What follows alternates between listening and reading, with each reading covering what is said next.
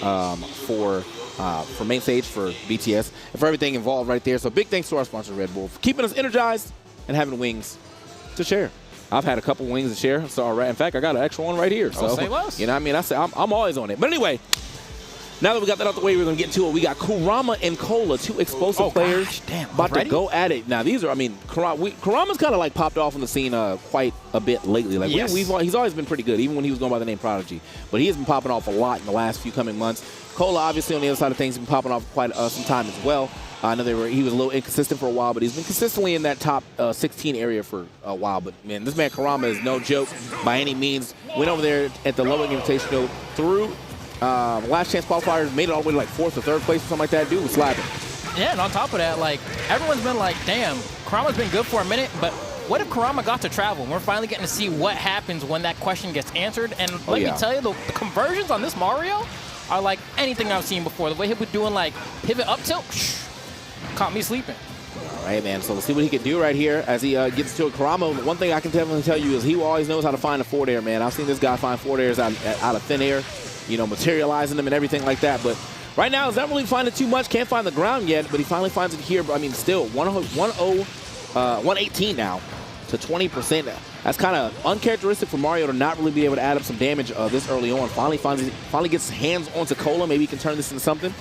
Man, I was a little surprised. He held shield there. He was at like 26%. I was like, you really scared, huh? But it's chill. I mean, Cola's been kind of cooking him up until this point. Prodigy finally getting finally getting some hits in. And the conversions. That's why. That's why. It don't even matter, bro. Like, you know, you try this hard and that man gets one conversion. Doesn't matter how many platforms you take away from it. As long as Mario has one, he's able to turn that into something. It's really just one. It's really just one. Especially with the down air, the way I've been seeing Kurama get those, getting the DI mixed up with the cross through as well, like, it's really tough to stop yourself from getting KO'd off the top. But we're going to see if Kola can do his best here, trying to get this first stock still. On Roy, you would think you'd be able to find it pretty easy, but Kurama's defense has been immaculate. And yep, just talking about that mix-up.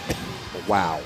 Just, bro, what do you do? Like, you have him in, this is like the most dangerous area for Mario right now. Like, he should have been gone 50% ago, and now he's got full rage. And you know, the way that down air be scaling, and also up B be scaling, like, you're losing that stock around 70. Yeah, at this point, like, okay, not my bad. Yeah, that's more than enough, more than enough. I was going to say, I was like, maybe he's going to start fishing for forward tilt or something. But now Kola got a lot of work to do, and we know Kola's conversion game is no joke either, but, no, he's good on this one at the very least. Only because Mario's not hurt right now. But he might not actually be that good. Yeah, he's still taking quite a bit of damage. This is what we know Kurama to do. The up B is going to be enough. How close is this blast zone? I always expected it to be so far away. It dapped him up. Jeez, like, took hey, all of his coins. That is crazy. So dignity and pride to the blast zone. That is, wow. Yeah, I mean, Kola, he definitely lost this unit. I'm telling you that, bro. Like, there will be no more Roy in his Fire Emblem run. I'll tell you that. Is, wow. Oh, my gosh. Yeah, he was up there. Because you can even see it. That's why I love that they added that in Ultimate, that little, like, indicator on the top right that shows you how close you are to the blast zone. So you could really just watch that red dot. Oh, yeah. Hit that end. It's like, dang, it was closer than you think. Yeah, it just never feels like it's that close. Right? I mean, it really is right there. Like, all right. Well, in the game, too, as I said, you know, Mario only really needs one platform. This one in the middle, so at the very least, he can, you know, play a little closer to the edge if he really wants to. Doesn't have to worry about, you know, getting carried off like that. It takes out the middle, and you also take out the middle one at the top, which is kind of the bigger one right there. Yeah. I mean, if you were on a regular battlefield, that's definitely Mario Stadium right there. So. Because I'm a little worried still, just because of the fact that I know it doesn't matter what side Kurama starts the combo on, he'll make a convert to the middle anyway. That is true. But, I mean, Kola hopefully has an easier time closing out these stocks this time around, because last time, okay, I like that. I like that a lot, actually. All right, man. So see if he can actually play this one a little better this time around. Kola always getting a pretty hot start as far as damage goes. It's just he has to get this. Okay. Well, I think that would have bounced on stage anyway. But still, damage is damage. So he has to figure out a way to get these stocks faster than Kurama is, because Kurama seems to be able to find a stock at, like, if he hits you at 30. Yeah. Like, Kola is getting all the damage. He knows how to get a lot of damage from 30. But it's just getting that stock off, like, right around 100 seems to be the issue. Can't really find those jab back airs yet. I think that's the problem as well. People just play different when they think they're safe. You know what I mean? You're at 30. You're like, I'm good. I'm going to kind of play a little bit more willy-nilly, if you will. I'm just throw out whatever, see what happens. But then suddenly you just lose your stock, and you're like, what? Okay. Off me. Every time. Every time. Yep. Just like, hey, bro, watch out. I'm coming through.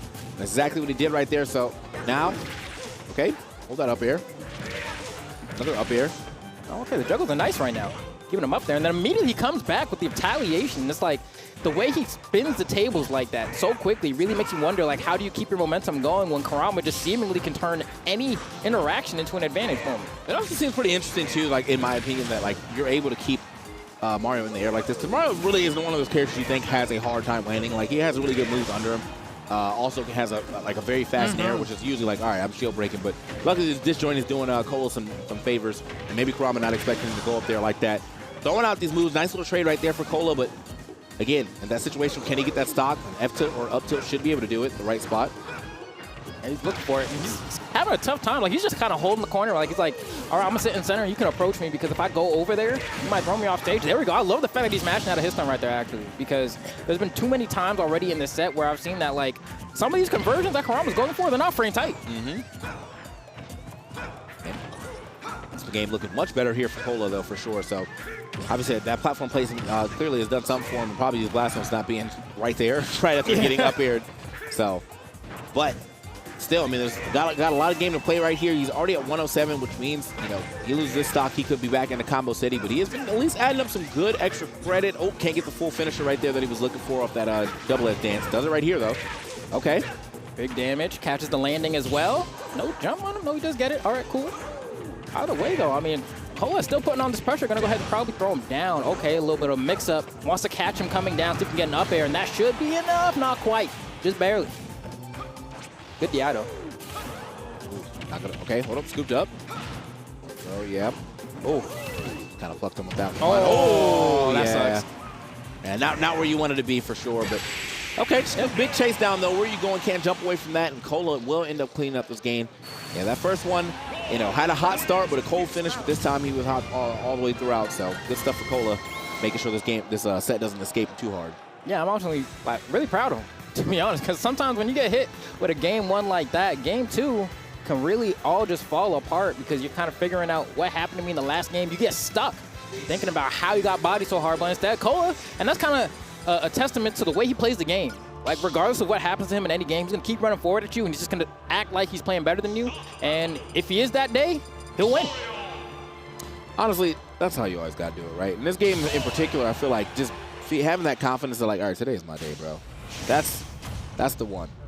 I agree. That's the way it gets yourself just all the momentum you need. And granted, this time we're going to Hollow Bastion, which basically, I mean, as far as stage layout goes, pretty similar to what we just saw, right? So not going to be too much of a difference in terms of how the layout's going to affect the matchup, but we'll see how Kurama tries to adjust after that loss in game two.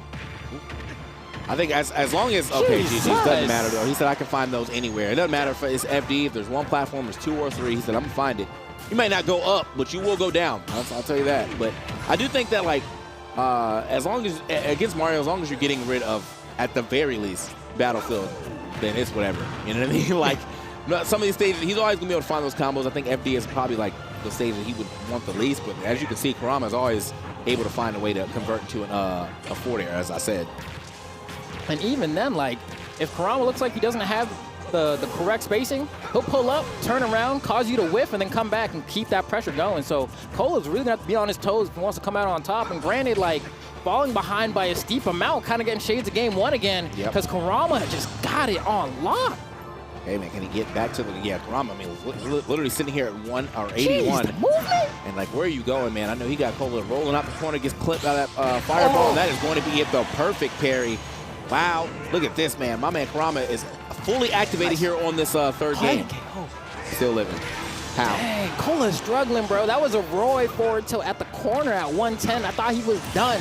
But Kola still gets to chase down, and he really has a lot of work to do here to bring himself back into this, and gives up an air dodge immediately. That huge opportunity for Kurama to convert. And he's converting. Look at that 38 right here. He's got him at a pretty scary percentage because this is definitely where he can find that. Oh, I said, no good carry. Uh-oh. Okay, he's gonna carry him up this time around. Shouldn't be enough, not here, but you know, with the wrong DI maybe. Man, my boy is struggling right now, but Kurama, he's looking pretty good. Gets himself some type of hit here. You get a harder conversion, kind of. Okay, maybe expecting an air dodge in right there, but Kurama not gonna give that up. Drop a little fireball for some safety. Man.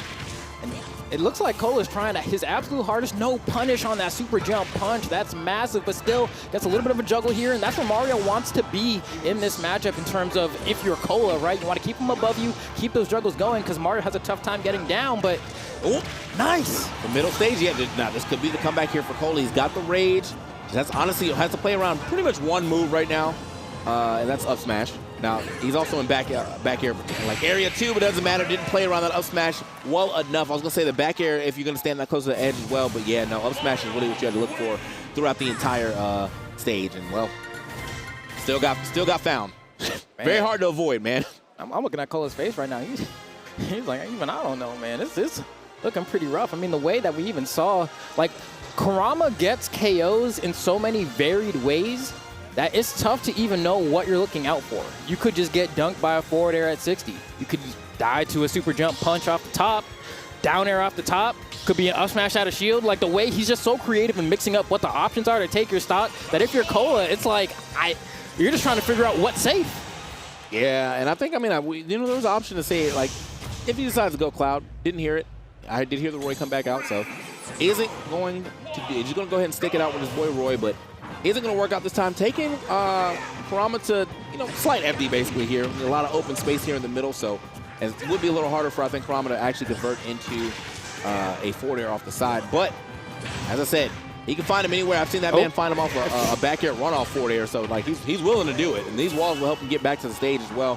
Already doing a lot of damage, though. No matter how much open space is in the middle, I'm still going to find it. Yeah, already over 100% and counting on Kola. A stock even accidentally air dodged there, I think. And just like that, Kurama has taken a very hefty lead in this game. This could be a 3-1 Kurama if Kola doesn't answer back right now. Yeah, and this is definitely not the way, you want to start off in your potential last game of your winner side of things on your counter pick.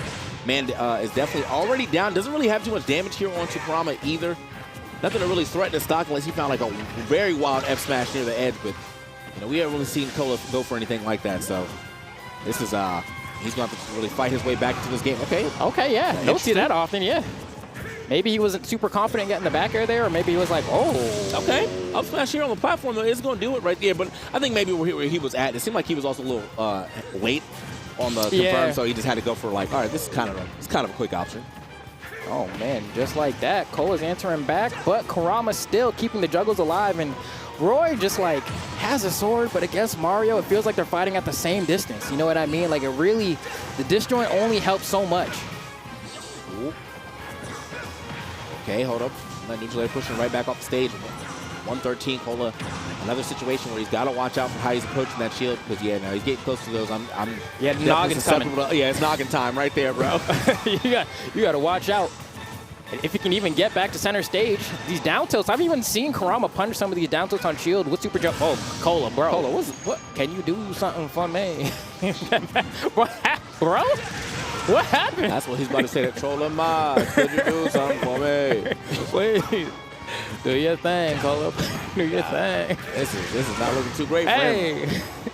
All right, but even though like I feel like a lot of people might have gotten into their head after that. This is still a relatively close game, even with him dropping that stock. But he was pretty hurt. So yeah, I'd rather drop Kola. What?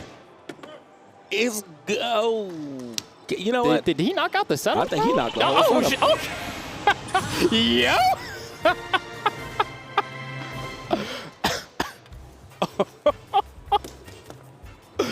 Hey, yo. It's silent as hell in here, bro. Silence is speaking volumes, brother. Jesus Christ. It is actually. Yeah. It's tense all of a sudden. Yeah, bro. The tension cut it with a knife. You didn't even need a knife to cut that joint, bro. You can just feel it in the air. You would think somebody yelled out a slur or something. Yeah. Weighing me down like a gravity chamber in Dragon Ball right now, bro. Someone turn it down. It's 100G in here. They like yay on the mic again? like hello?